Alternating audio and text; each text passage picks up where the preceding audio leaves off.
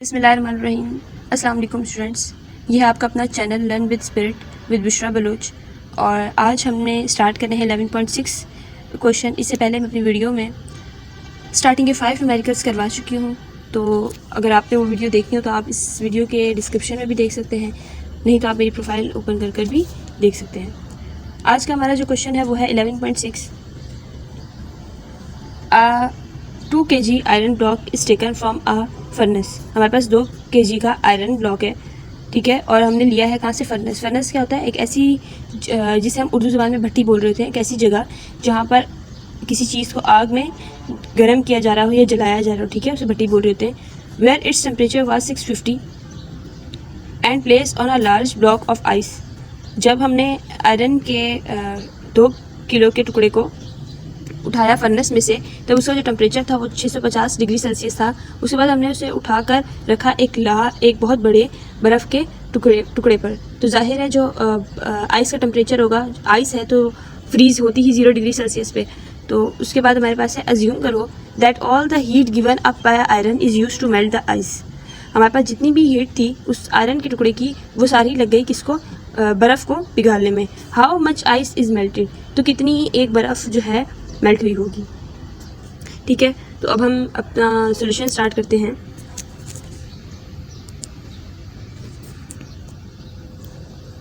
सबसे पहले हम डाटा बनाएंगे। तो डाटा में हम लिखेंगे मास ऑफ आयरन कितना है हमारे पास? 2 kg।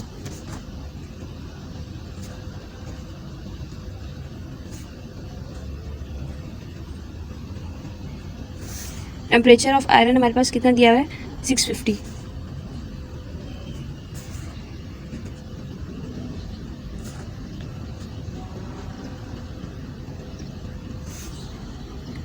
और टेम्परेचर हमारे पास दिया गया आइस का, ठीक है।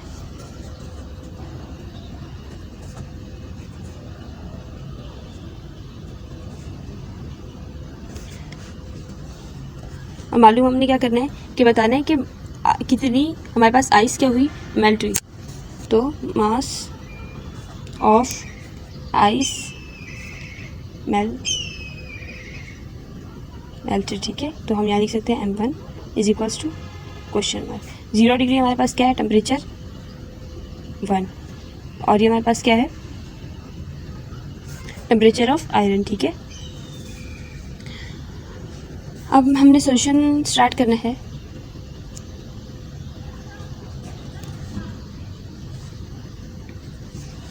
अब बेसिकली अगर हम सवाल पे नोटिस करें तो हमारे पास इस क्वेश्चन में क्या हुआ है? हीट एक्सचेंजिंग का प्रोसेस हुआ है। मतलब आयरन की जो हीट थी वो चेंज हो गई किसके अंदर? आइस के अंदर। लेकिन अगर आइस की हीट बढ़ती तो हम कहते हैं कि यहाँ पर हमारे पास क्या हुआ? हीट एक्सचेंज हुई। लेकिन क्या हुआ यहाँ पर? तो मेल्टिंग का अमल स्टार्ट हो गया। मतलब एक हीट जब दूसरी हीट में कन्वर्ट हुई तो जो जिस चीज़ में कन्वर्ट हुई उसने अपनी स्टेट को ही चेंज कर लिया, ठीक है। तो यहाँ पर ये केस है। हम लिख सकते हैं यहाँ पर कि according to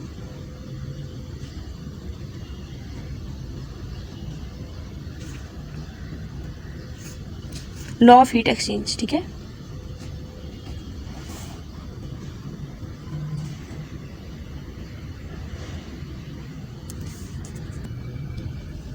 law of heat exchange में हम कह सकते हैं कि हीट जो हमारे पास थी क्या हुई? लॉस्ट हुई किस चीज़ से? बाय आयरन से, ठीक है। जो हमारे पास हीट लॉस हुई आयरन से, वो क्या की? हीट गेन की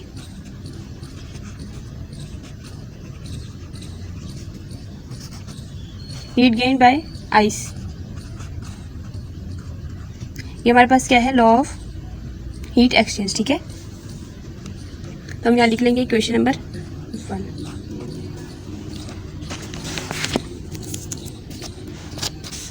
आगे अब हम सॉल्व करते हैं।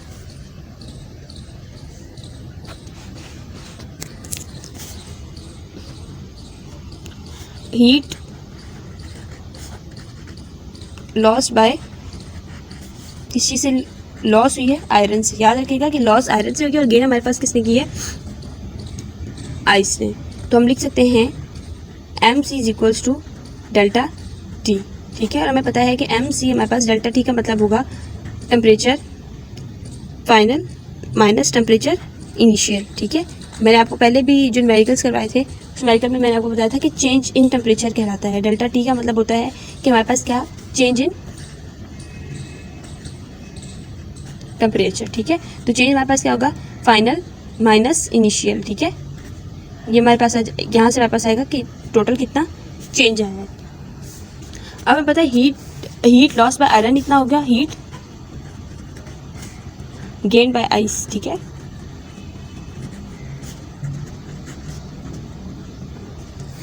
कि बर्फ ने कितनी हीट गेन की।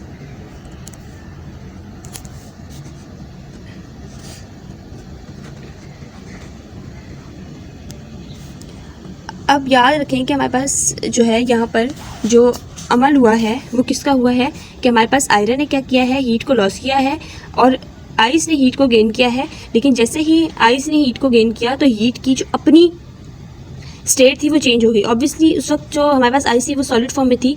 जाहिर है जैसे ही हमारे पास टेम्परेचर इंक्रीज़ होगा तो हमारी आइस क्या होगी, मेल्ट होनी स्टार्ट हो जाएगी। तो एक ऐसा रिएक्शन जहाँ पर एक बॉडी से हीट लॉस हो रही हो, दूसरी बॉडी उस हीट को गेन करे, तो हमारे पास और गेन करने की सूरत में जो बॉडी हीट गेन कर रही हो उसकी स्टेट चेंज हो जाए तो हमारे पास इसे लेटेंट हीट कहते हैं।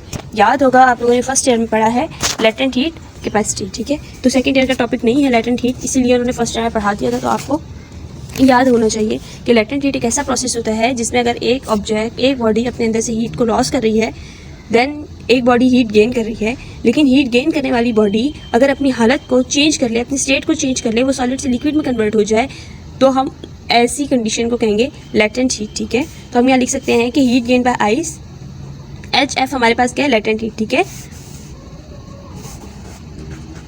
लिख देती हूँ मैं यहाँ पे ताकि आप लोगों को याद रहे। HF is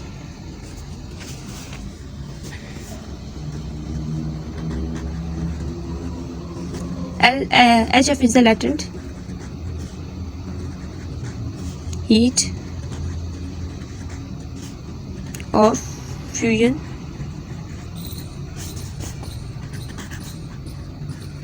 of ice.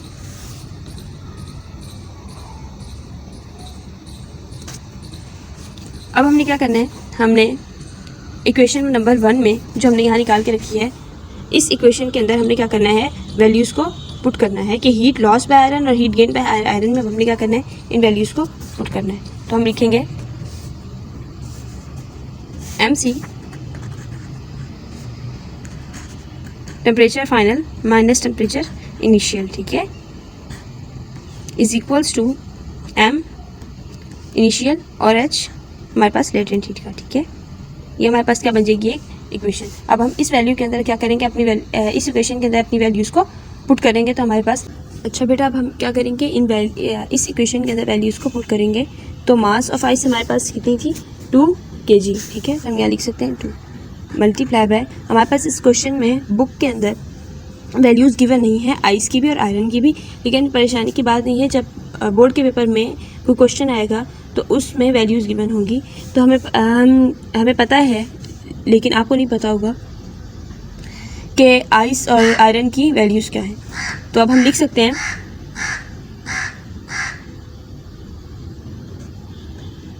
एक तो खुशगवार माहौल में बंदा सांस लेने आए तो कौवे भी नहीं छोड़ते।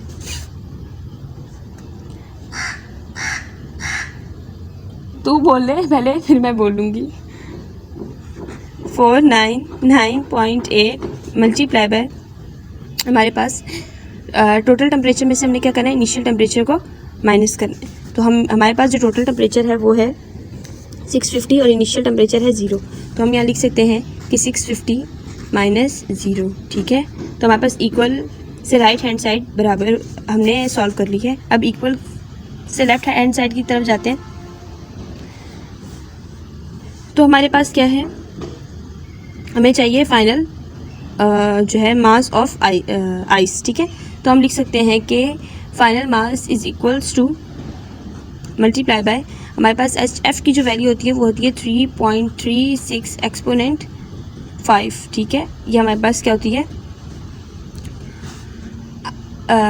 हीट कैपेसिटी होती है किसकी, आयरन की। लेकिन ये दोनों जो वैल्यूज़ हैं हमारे पास क्वेश्चन में गिवन होंगी, इसलिए आप ज़्यादा परेशान ना हो, ठीक है। अब हमने क्या करना है, इस पूरी वैल्यू को पहले हम क्या करेंगे, इस 2 को मल्टीप्लाई करेंगे 499.8 से, देन हम मल्टीप्लाई करेंगे 650 से, ठीक है। तो हमारे पास क्या आ जाएगा 649,740, ठीक है। डिवीजन फॉर्म में हमारे पास आ जाएगा 3.36 एक्सपोनेंट 5, ठीक है। इक्वल की इस तरफ हमारे पास क्या आ जाएगा MF।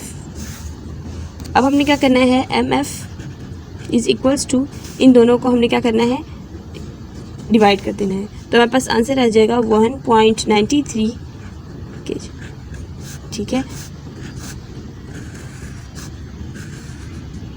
यह हमारे पास सॉल्व हो गया है क्वेश्चन नंबर 6, 1.93 kg। तो हमारे पास आंसर क्या आ गया है 1.93 kg, ठीक है। नेक्स्ट क्वेश्चन अब सॉल्व करेंगे हम। अच्छा बेटा 11.7 क्वेश्चन हमारे पास बहुत बहुत बहुत ज़्यादा इजी है, तो ये आसानी से हो जाएगा। लेकिन इस क्वेश्चन में 3 इंपॉर्टेंट बातें हैं वो आपको याद रखनी होंगी कि in a certain process 400 joule of heat are supplied. जब भी हीट सप्लाई हो रही होगी तो वो हीट पॉजिटिव होगी, ये याद रखें कि वो हमारे पास हीट क्या होगी पॉजिटिव, ठीक है। To a system at the same time 150 joule of work are done by the system. जब कोई भी काम सिस्टम पर किया बाय द सिस्टम होगा, ठीक है, तो भी वो पॉजिटिव होगा, ठीक है। What is the increase in internal energy of the system. Internal increase आएगा। What is the increase in the internal energy. जब भी बात इंटरनल एनर्जी पर आ जाएगी तो इंटरनल एनर्जी भी हमारे पास क्या होगी पॉजिटिव, ठीक है, ऑफ द सिस्टम। तो हमें आंसर पहले ही समझ आ रहा है कि आंसर हमारे पास क्या है पॉजिटिव है। तो जब हीट सप्लाई हो रही होगी तो पॉजिटिव वैल्यू होगी, जब system by the system work हो रहा होगा तो भी पॉजिटिव होगा, और जब हमारे पास इंटरनल एनर्जी यूज़ हो रही होगी तो हमारे पास तब भी पॉजिटिव होगा, ठीक है। अब हम क्वेश्चन सॉल्व करते हैं कि in a certain process 400 joule of heat are supply to a system. हमारे पास एक प्रोसेस हो रहा है जिसमें हमारे पास 400 जूल हीट सप्लाई हो रही है एक सिस्टम को एट द सेम टाइम, और उसी दौरान 150 joule of work are done by the system, और उसी दौरान हमारे पास 150 जूल का वर्क हो गया है सिस्टम से। What is the increase in the internal energy of the system. तो क्या इंक्रीज आएगा हमारे पास इंटरनल एनर्जी, सिस्टम की इंटरनल एनर्जी में हमारे पास क्या इंक्रीज आएगा। तो सॉल्व करते हैं। सबसे पहले हम डाटा बनाते हैं। डाटा हम बनाएंगे अब चेंज इन, सबसे पहले हमारे पास क्या है change in internal energy.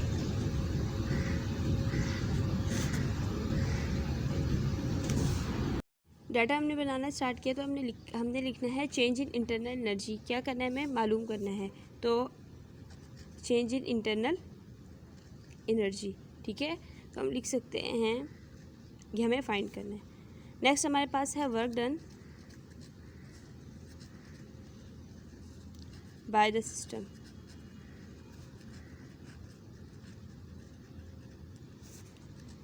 Work done हमारे पास क्या हुआ है बाय द सिस्टम। वैल्यू देखें कितनी दी गई है हमें 150 joule.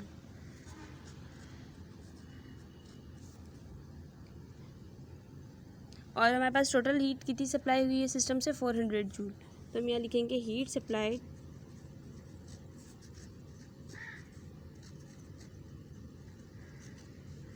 To the system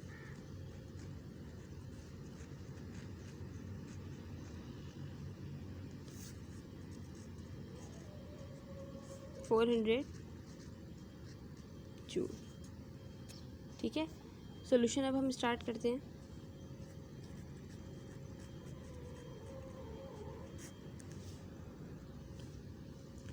formula हमारे पास इस क्वेश्चन में क्या यूज़ होगा, फर्स्ट लॉ ऑफ थर्मोडायनेमिक्स का, ठीक है।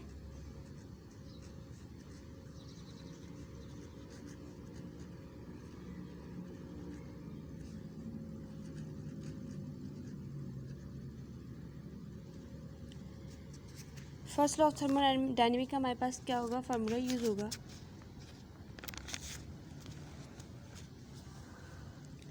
और फार्मूला तो आपको याद ही होगा क्योंकि आपने फर्स्ट लॉ ऑफ थर्मोडायनेमिक अब तक याद कर ही लिया है।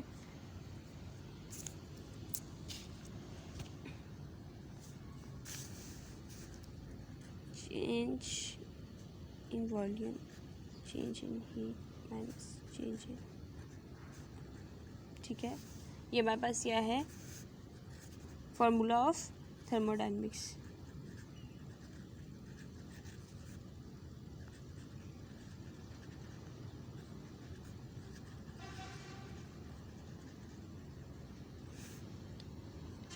अब हमें फाइंड क्या करना है, 400 माइनस हमारे पास work done by the system, हमारे पास क्या 150 जूल।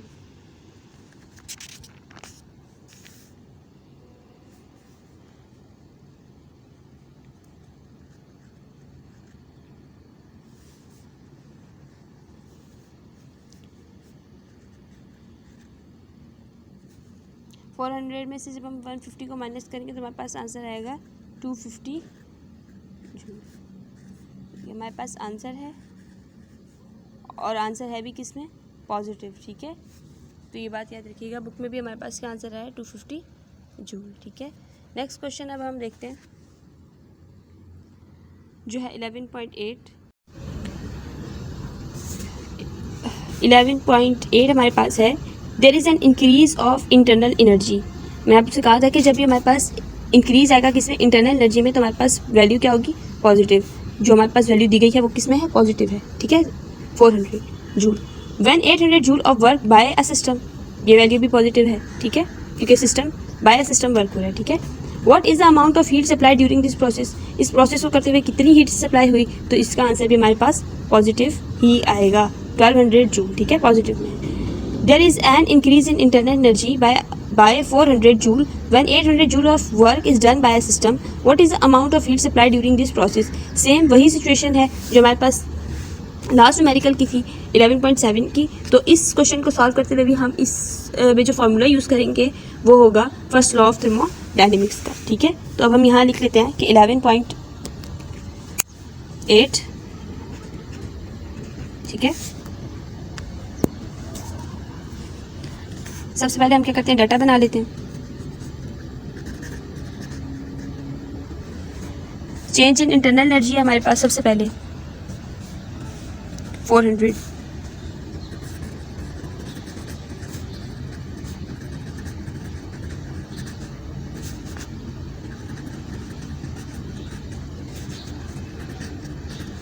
कितनी है 400 जूल। अब हमारे पास क्या रहा है, work done by the system, तो हम यहाँ लिख सकते हैं कि work done by the system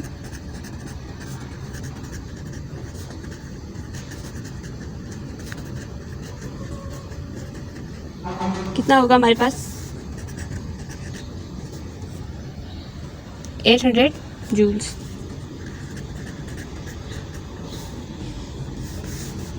find हमने क्या करना है, हीट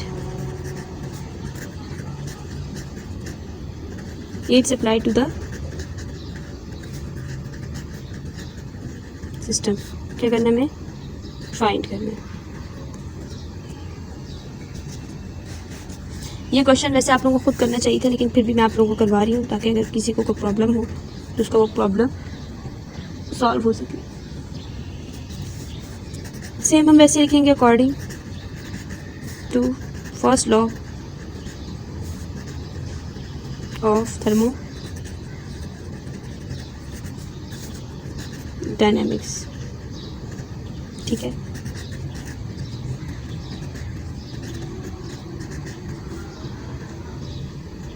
रीअरेंज किया है। लास्ट टाइम हमें यू चाहिए था, ये अंदर था। अब हमें क्या चाहिए, हीट सप्लाइड, तो हीट हमारे पास बाहर आ जाएगी इक्वल से राइट हैंड साइड पर, और हमारे पास जो है इंटरनल एनर्जी गिवन है, तो हम इसे इस तरफ लिखेंगे। ठीक है, अब ये आप लोगों को आता ही होगा सॉल्व करना।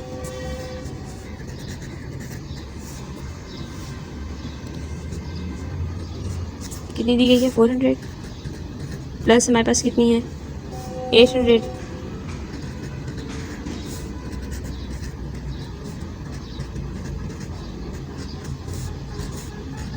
आंसर देख लेते हैं हमारे पास बुक में कितना है 1200। ठीक है, सेम आंसर है। नेक्स्ट क्वेश्चन सॉल्व करते हैं अब हम। नेक्स्ट न्यूमेरिकल हमारे पास 11.9, अ heat engine perform 200 joule of work in each cycle and has efficiency of 20% for each cycle. हमारे पास एक हीट इंजन है जो एक परफॉर्म कर रहा है 200 joule of work in each cycle and has efficiency of 20% for each cycle of operation. How much heat is absorbed and how much heat is expelled. हमारे पास एक हीट इंजन है जो परफॉर्म कर रहा है 200 जूल का काम हर एक साइकिल में, और उस काम में जो एफिशिएंसी है उसकी एफिशिएंसी का परसेंट कितना है, 20% है for each cycle, her cycle में ऑफ ऑपरेशन। अब हमारे पास ए पार्ट में पूछे कि how much heat is absorb, तो कितनी हीट एब्जॉर्ब हो रही है इस प्रोसेस में, एंड बी में पूछा how much heat is expelled, और कितनी हीट हमारे पास क्या हो रही है, एक्सपेल्ड हो रही है। तो इतना ना ही इजी क्वेश्चन है ना ही मुश्किल, लेकिन आसान में ही काउंट करेंगे हम। अब थर्मोडायनेमिक के न्यूमेरिकल करने के बाद आपको न्यूमेरिकल थोड़ा सा ट्रिकी लगेगा। सबसे पहले हम डाटा बना लेते हैं।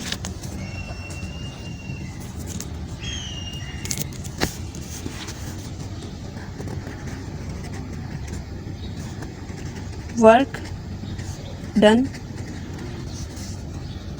In each cycle.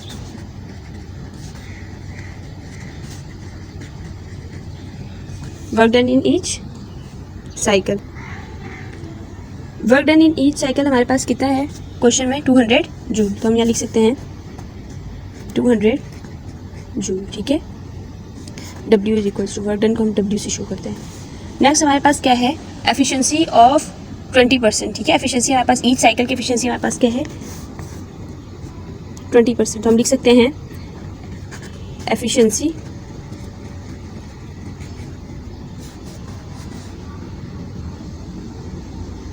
Of engine is 20%। Next हमारे पास क्या है, एब्जॉर्ब हीट, ठीक है। ए में पूछा how much heat is absorb, B में how much heat is expelled. तो हम यहाँ लिखेंगे एब्जॉर्ब हीट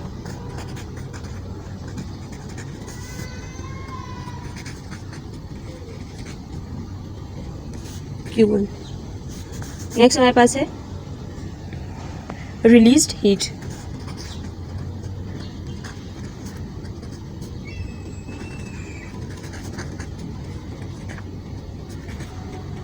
ठीक है।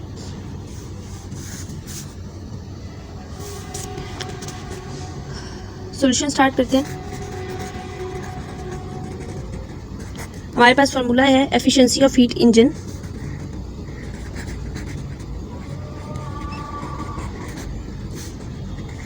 इसका हीट इंजन का, ठीक है।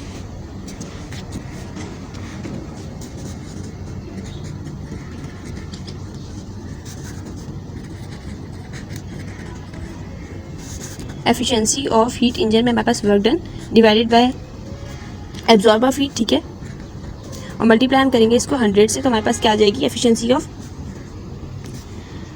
हीट इंजन, ठीक है। एफिशिएंसी ऑफ हीट इंजन का हमारे पास फॉर्मूला है वर्क डन डिवाइडेड बाय हमारे पास क्या, absorb of heat multiply by 100, ठीक है। तो हमारे पास क्या आ जाएगी, एफिशिएंसी ऑफ हीट इंजन।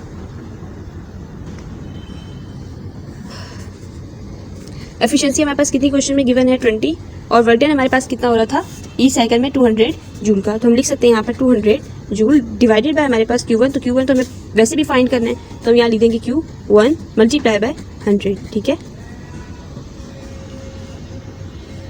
अब क्या होगा कि हम इस Q1 को इस तरफ लेकर आएंगे, 20 डिवीजन फॉर्म में आएगा, ठीक है। तो हम लिख सकते हैं Q1 इज इक्वल्स टू, पहले डिवीजन फॉर्म में हम लिख देते हैं 20, ठीक है। अब हमने क्या किया, इस 20 को मल्टीप्लाई किया है 100 से, तो हमारे पास क्या आ गया,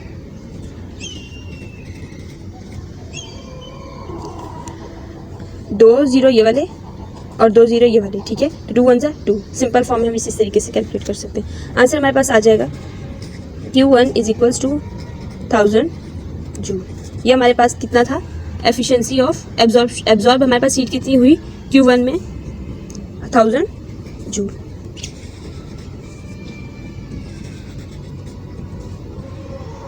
अब हमें क्या पता करना है कि रिलीज हीट कितनी हुई, ठीक है। तो रिलीज हीट का हमारे पास फॉर्मूला है W is equals to Q1 minus Q2।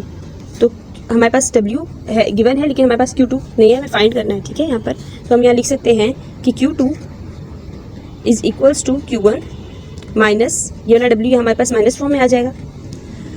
Next अब मैं ये स्टेप यहाँ पे कर लेती हूँ कि Q जो हमारे पास था Q2, यहाँ पर हमारे पास है Q1, ठीक है। तो हम ये लिख सकती हूँ कि Q1 हमारे पास कितना आया है 1000 और माइनस हमने कितना करना है वर्क, तो वर्क हमारे पास कितना है 200, ठीक है। तो मैं यहाँ लिख देती हूँ 200। तो हमारे पास कितना आ जाएगा Q2 is equals to 800 joule.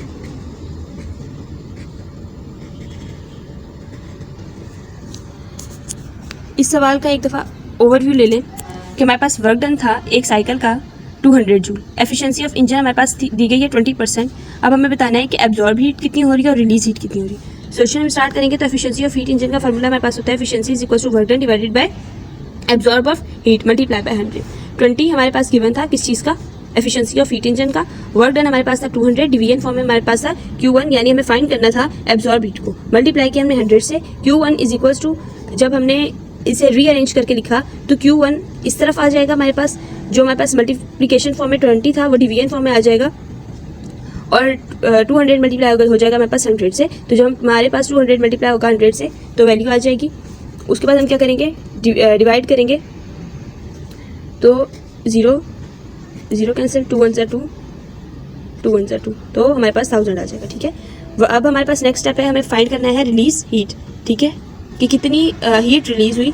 तो हमें पता है कि work done is equals to Q minus Q2, यानी Q1 हमारे पास कितनी, क्या था हमारे पास Q1 हमारे पास है absorb heat minus release heat. Absorb heat minus release heat, work done हमारे पास आ जाएगा। तो हमारे पास एब्जॉर्ब हीट कितनी है 1000 जूल हमने भी फाइंड की। तो हम यहाँ लिख सकते हैं कि 1000 जूल माइनस वर्क डन हमारे पास दिया हुआ है क्वेश्चन में 200, हमारे पास आंसर आ जाएगा 800 जूल, ठीक है। फर्स्ट पार्ट का हमारा आंसर है 1000 जूल और सेकंड पार्ट का हमारे पास आंसर है 800 जूल। उम्मीद है कि क्वेश्चन भी आप लोगों को समझ आ गया होगा। नेक्स्ट क्वेश्चन है हमारे पास 11.10। A heat engine operate between two reservoirs at temperature of 25 degree Celsius and 300 degree Celsius. सबसे पहला इस पॉइंट में ये समझ आ गया कि क्वेश्चन में डिग्री सेल्सियस में 2 पॉइंट्स दिए हुए, यानी टेम्परेचर दिया हुआ है और टेम्परेचर में डिग्री सेल्सियस में नहीं केल्विन में जाना होता है। तो हम क्या करेंगे, इसमें प्लस करेंगे, केल्विन में जाने के लिए हम क्या करेंगे, प्लस करेंगे 273, ठीक है। तो पहला स्टेप हमें ये समझ आ गया। दूसरा कह रहा है what is the maximum efficiency for this engine. अच्छा बेटा, याद रहे कि हमें पता होना चाहिए कि इसमें टेम्परेचर 1 कौन सा, टेम्परेचर 2 कौन सा है। अब आप लोगों को यही लग रहा होगा रेजर्वायर्स में जो पहले दिया वो टेम्परेचर 1 होगा और जो बाद में दिया वो टेम्परेचर 2 होगा, लेकिन ऐसा नहीं होता। हमारे पास रेजर्वायर सिस्टम में रूल ये है कि जो हमारे पास टेम्परेचर 1 होता है वो हमारे पास क्या होता है ज़्यादा। तो हमारे पास यहाँ पे 3 डिग्री सेल्सियस T1 होगा और T2 हमारे पास होगा कितना 25 डिग्री सेल्सियस, ठीक है। तो ये हमारे पास 2 मेन पॉइंट थे इस न्यूमेरिकल को सॉल्व करने के लिए। अब हम डाटा बना लेते हैं।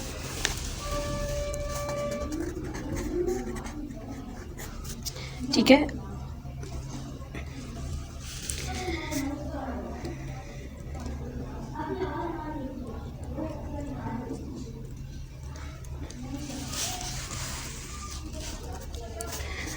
डाटा हम बना रहे हैं और अब हम लिखेंगे टेम्परेचर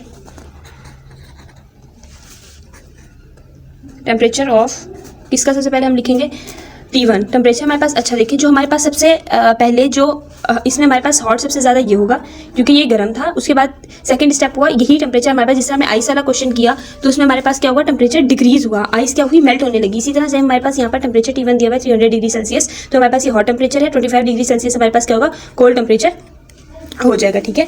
अब डाटा में हम लिखेंगे टेम्परेचर ऑफ कोल्ड रेजर्वायर्स, ठीक है। कितना है हमारे पास 25 डिग्री सेल्सियस। अब हमें क्या करना है, इसको कन्वर्ट करना है,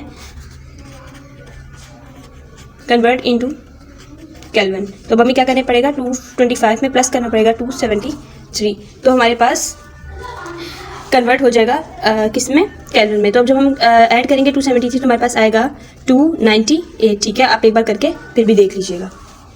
अभी हम यहाँ लिखेंगे टेम्परेचर ऑफ हॉट रेजर्वायर्स, ठीक है। कितना है हमारे पास 300 डिग्री सेल्सियस। अब हम इसे क्या करेंगे, कन्वर्ट करेंगे, सेम कन्वर्ट कन्वर्ट इनटू किसमें, केल्विन में। तो हम क्या करेंगे 300 में प्लस कर देंगे 273 को, ठीक है। तो अब हमारे पास आंसर आ जाएगा 573, ठीक है, केल्विन। सेम यही स्टेप मैंने आपको यहाँ पर क्वेश्चंस पढ़ाते हुए समझा दिए थे। अब हम क्या करते हैं, सॉल्यूशन स्टार्ट करते हैं, क्योंकि डाटा में समझ आ गया किस तरह से होगा। देखें फार्मूलाज आपको बहुत अच्छे से याद करने होंगे, वरना आप लोग क्वेश्चंस आसानी से सॉल्व नहीं कर सकेंगे, ठीक है। हमारे पास जो है सॉल्यूशन है, ठीक है, और हमने लिखना है एफिशिएंसी, ठीक है। हम एफिशिएंसी लिखना भूल गए। Efficiency of Carnot engine is, हमारे पास फार्मूला है efficiency is equals to 1 minus T2 divided by T1 multiply by 100, ठीक है। ये हमारे पास कार्नोट इंजन का की एफिशिएंसी मालूम करने का फार्मूला है। अब हमारे पास एफिशिएंसी इज इक्वल्स टू, हम बनाएंगे ब्रैकेट 1 माइनस T2 हमारे पास क्या था, टेम्परेचर। हम यहाँ पे लिख लेते हैं, मैंने आपको बताया था टेम्परेचर हमारे पास T1 और T2। तो सबसे जो ज़्यादा वाला टेम्परेचर होगा वो हमारे पास क्या होगा, हम यहाँ लिख देते हैं T1, ये वाला हमारे पास टेम्परेचर है T2, ठीक है। तो हम यहाँ लिख देंगे T1। तो T2 का हमारे पास जो टेम्परेचर है वो आया है 298, यहाँ लिख देते हैं 298। डिवीजन फॉर्म में हमारे पास आ जाएगा 573 और मल्टीप्लाई बाय 100, ठीक है। अब हम क्या करेंगे, इसको आगे सिंप्लीफाई करेंगे। पहले इसको इसे डिवाइड कर लेंगे तो हमारे पास आंसर आ जाएगा E यानी efficiency is equals to 1 minus 0.52, ठीक है। जब आप इस 298 को डिवाइड करेंगे 573 से तो आपके पास आंसर आएगा 0.52 और मल्टीप्लाई बाय 100। और जब आप इसे और सिंप्लीफाई करेंगे यानी 1 माइनस 0.52 तो आपके पास आएगा 0.48 मल्टीप्लाई बाय 100। 0.48 को जब आप मल्टीप्लाई करेंगे तो आपके पास आ जाएगा 48%। Efficiency is equals to, answer match कर लेते हैं, हमारे पास क्या आया है 48%, ठीक है। हमारा सेम आंसर है, इट्स मीन हमारा आंसर, ठीक है। नेक्स्ट क्वेश्चन सॉल्व करते हैं 11.11 और ये हमारा इस चैप्टर का लास्ट क्वेश्चन होगा। लास्ट क्वेश्चन है हमारे इस चैप्टर का और ये पेपर के हिसाब से बहुत इंपॉर्टेंट क्वेश्चन है, बहुत ज़्यादा रिपीट होने वाला क्वेश्चन है, तो इसको अच्छे से कीजिएगा। और थोड़ा सा ट्रिकी है और थोड़ा सा डिफिकल्ट है। फार्मूला तो सेम ही यूज़ होगा 11.10 वाला जो हमने एफिशिएंसी के लिए यूज़ किया था, बट थोड़ा सा मेथड और पैटर्न चेंज होगा, ठीक है। तो क्वेश्चन में हमसे पूछा कि the low temperature reservoir of a Carnot engine is 7 degree Celsius. साफ पता चला है कि डिग्री सेल्सियस में बात की गई है, तो ऑब्वियसली इसको हमें कन्वर्ट करना होगा किसमें, केल्विन में। तो हम 7 को कन्वर्ट करेंगे, प्लस करेंगे 273, ठीक है। दूसरा पॉइंट हमें साफ दिखाई देना चाहिए कि हैज़ एन एफिशिएंसी ऑफ 40, 1% हमें एफिशिएंसी 40 का दिया है। It is desire to increase the efficiency of 50 की एफिशिएंसी भी बता दी है। By how much decrease the temperature of hot reservoir भी इंक्रीज। अब हमें क्या बताना है, दोनों में डिफरेंस बताना है कि हमारे पास दोनों के टेम्परेचर्स में क्या डिफरेंट आएगा, ठीक है। The low temperature reservoir of a Carnot engine is 7 degree Celsius and has an efficiency of 40 degree Celsius. पहले हमें 40 की मालूम करनी पड़ेगी, फिर हमें 50 की मालूम करनी पड़ेगी। By how much decrease the temperature of a hot reservoir to increase. तो थोड़ा सा लेंथी क्वेश्चन है क्योंकि हमें 40 की अलग से डिफाइन करनी पड़ेगी, देन हमें 50 की। तो अब हम क्या करते हैं, डाटा बनाना शुरू करते हैं। सबसे पहले हमें डाटा टेम्परेचर, हमारे पास किस चीज़ में टेम्परेचर ऑफ 7 पे हमें दिया हुआ है। इसका मतलब कि जो हमारे पास कम टेम्परेचर होता है वो क्या होता है, कोल्ड होता है, ठीक है। तो हम यहाँ लिख सकते हैं temperature of cold reservoirs T2 is equals to 7 degree Celsius. Convert करेंगे हम, तो हम क्या करेंगे 7 प्लस 273, ठीक है, इज इक्वल्स टू हमारे पास आ जाएगा 280 केल्विन, ठीक है। इनिशियल एफिशिएंसी हमारे पास क्या है,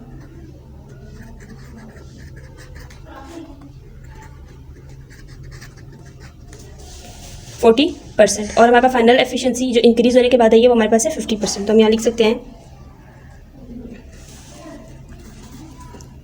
कि रिक्वायर्ड एफिशिएंसी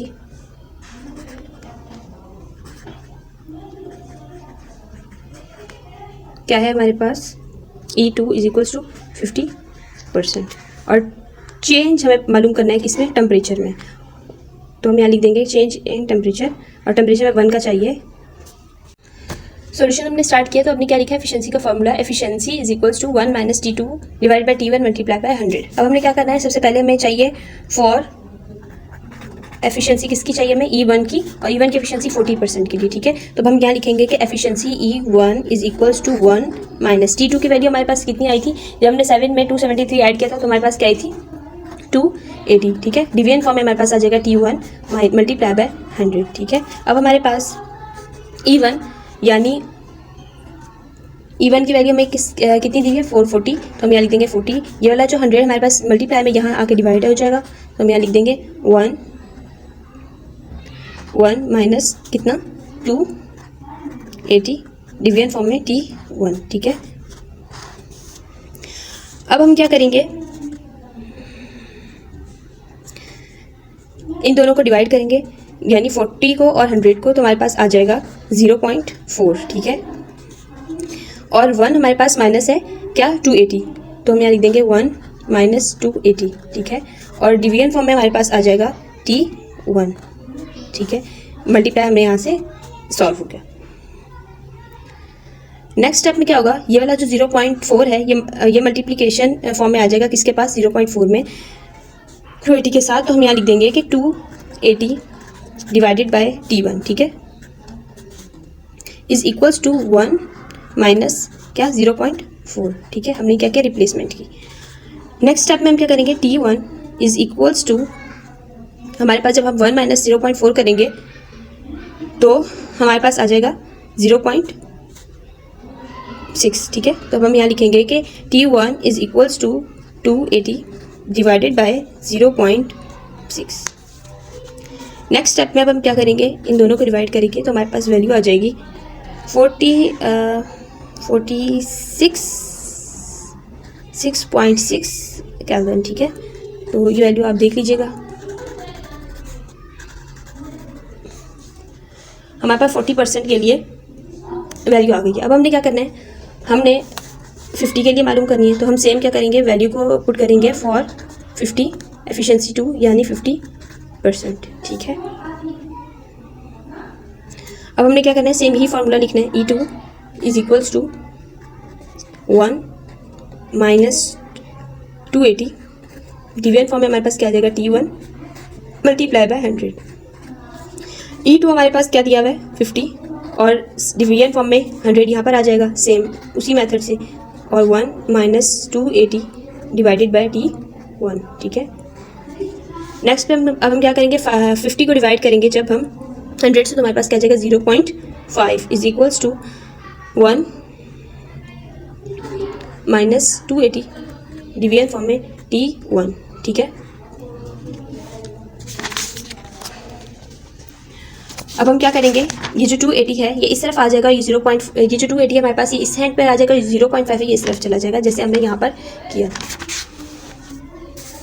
हम लिख सकते हैं 280 डिवीजन फॉर्म में T2 is equals to 1 minus 0.5, ठीक है। अब हम क्या करेंगे, T2 यहाँ आ जाएगा, T1 sorry is equals to 280, और डिवीजन फॉर्म में हमारे पास क्या आ जाएगा 0.5, तो हमारे पास आंसर आ जाएगा T1 is equals to 5605 kelvin, ठीक है। ये हमारे पास क्या आ जाएगा इसका 50% के लिए। अब हमने क्या करना है, दोनों का चेंज निकालने के, एक हमारे पास ये था, हमें बेसिकली सवाल में क्या चाहिए था कि चेंज हमें मालूम करना था टेम्परेचर का, हॉट रिवर्स और कोल्ड का, ठीक है। तो अब हम इन दोनों में क्या करेंगे, चेंज निकालेंगे। अभी हम यहाँ लिखेंगे कि now change in temperature 1 is equals to temperature 1 bar minus temperature, ठीक है। ये हमारे पास चेंज इन टेम्परेचर 1 के लिए कि एक हमारे पास 40 है और एक हमारे पास क्या है 50, तो अब हम यहाँ लिखेंगे change in temperature is equals to 560 minus second हमारे पास क्या था 466, ठीक है। अभी हम यहाँ लिखेंगे 466, 0.6 है तो वो भी लिख लेते हैं, जब हम इसमें से इसको माइनस करेंगे तो हमारे पास आ जाएगा 93.4 केल्विन। ठीक है,